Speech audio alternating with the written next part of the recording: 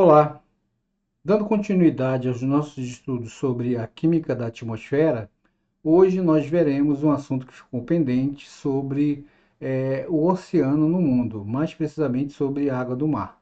Veremos dois assuntos sobre a água do mar e a água doce e como pode ser feito o processo de recuperação, de separação de impurezas.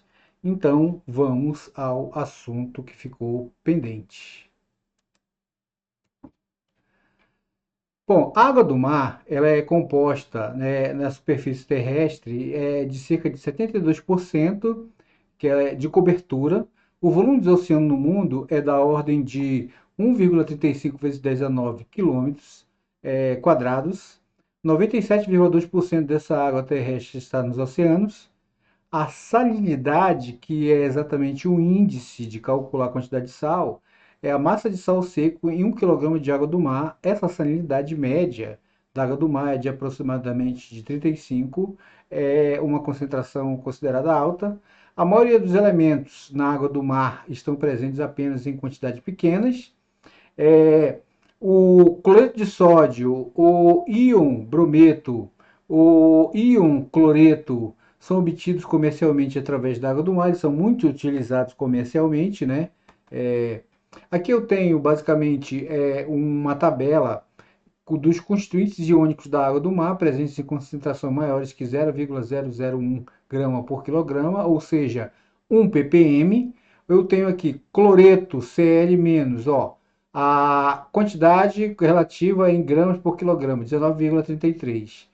E eu tenho também o sódio, então eles são os maiores componentes, por isso que o sal de cozinha que nós temos em casa, que é um sal iodado, né? Ele é misturado com iodo, ele possui a maior concentração no mar, ao passo que todos os outros, ó, percebe-se que a concentração é bem baixa. É, sendo que a concentração de CO2 está presente em água do mar, como esse íon aqui, o HCO3, ou na forma de CO3, o íon carbônico. A dessalinização, que é um processo de retirada do sal, né, a água do mar pode ser potável e deve conter menos de 500 ppm, ou seja, parte por milhão de sais dissolvidos. A água pública dos Estados Unidos ela tem exatamente esse índice de para poder ser consumida. Essa dessalinização é a remoção dos sais da água do mar. E o método comumente para retirar sal de um meio concentrado para um meio menos concentrado é chamado de osmose reversa, né? Ou seja, é um método também chamado de energia intensiva. A osmose, naturalmente, que é um processo da célula, transporta através de uma mistura de uma membrana semipermeável ou passagem de moléculas de solvente. Não é recomendável para fazer o processo de dessalinização, o mesmo processo que é feito nas células. A osmose reversa, sob pressão aplicada, o solvente passa por uma solução mais concentrada para uma solução menos concentrada, que segue exatamente o mesmo processo que ocorre nas células. Em uma usina de dessalinização por osmose reversa, cada cilindro é chamado de permeador. A água do mar é introduzida sob pressão e passa através de parede de fibra para dentro das fibras e é separada através dos íons. Um adulto precisa beber cerca de 2 litros de água por dia no mínimo. Nos Estados Unidos, uma pessoa normal usa aproximadamente 300 litros de água doce por dia através de consumo, lavar carro, casa, etc, etc. A indústria usa ainda mais água doce do que isso. Por exemplo, cerca de 10 elevado a 5 litros, né? Ou seja, isso aqui é equivalente a mais ou menos 10 mil litros de água são utilizados para se fabricar aço suficiente para um carro. Ou seja, em um processo industrial é utilizada uma grande quantidade de água, assim como produção de roupa, enfim, vários outros processos industriais é utilizado água doce e tratada para poder fazer isso. À medida que a água flui da terra, ela dissolve muitas substâncias. À medida que a água flui sobre a terra, ela dissolve muitas substâncias.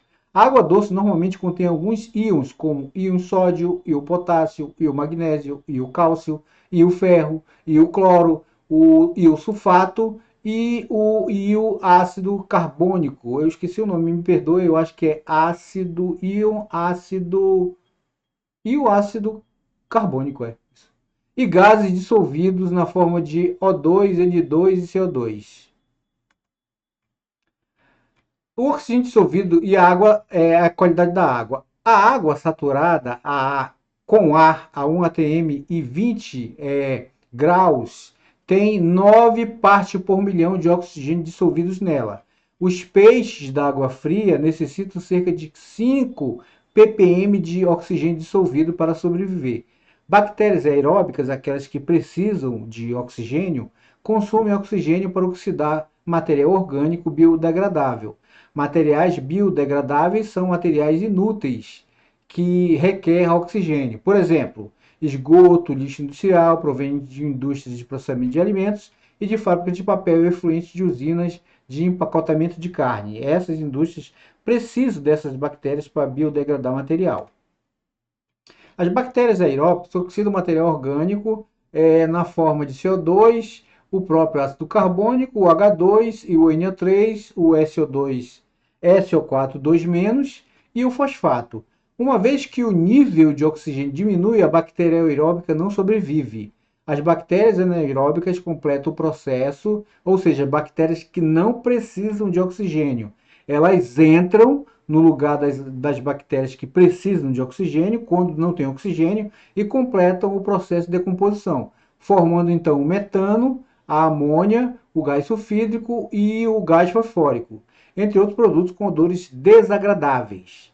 A eutroficação ou a eutrofização é o aumento da matéria vegetal decomposta em decomposição resultante de crescimento excessivo de vegetais. Isso é proveniente de uma poluição de dejetos domésticos ou de dejetos industriais, aí causa exatamente esse desequilíbrio, onde há a formação de vegetais indesejáveis dentro da água doce. Existem 5 etapas para fazer o tratamento de fontes de águas municipais. Dentre elas tem a filtração gasosa, que ocorre quando a água é captada no lago, rio ou reservatório. A sedimentação, a água é deixada parada para que as partículas sólidas, por exemplo, a areia, possam decantar, ou seja, possam ficar no fundo. Aí depois recolhe-se a água de cima. Adiciona-se carbonato de cálcio, que se decompõe e forma o óxido de cálcio, ou o sulfato de alumínio para a remoção de componentes com bactérias.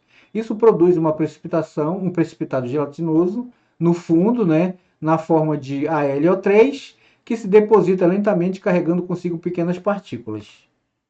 A filtragem de areia, né, a água é filtrada através de um manto de areia para remover exatamente o que ficou no fundo, que foi o óxido de alumínio e que tenha sido adicionado a ele, o que está colado a ele, o que está grudado a ele. A aeração é o ar oxida qualquer material orgânico. A esterilização, o cloro é normalmente usado porque ele forma o ácido clórico aquoso em solução que mata as bactérias. Esse mesmo ácido clórico aqui é o hipoclorito de sódio que a gente usa para matar bactéria, para poder tomar água na nossa casa quando nós queremos tratar água caseiramente.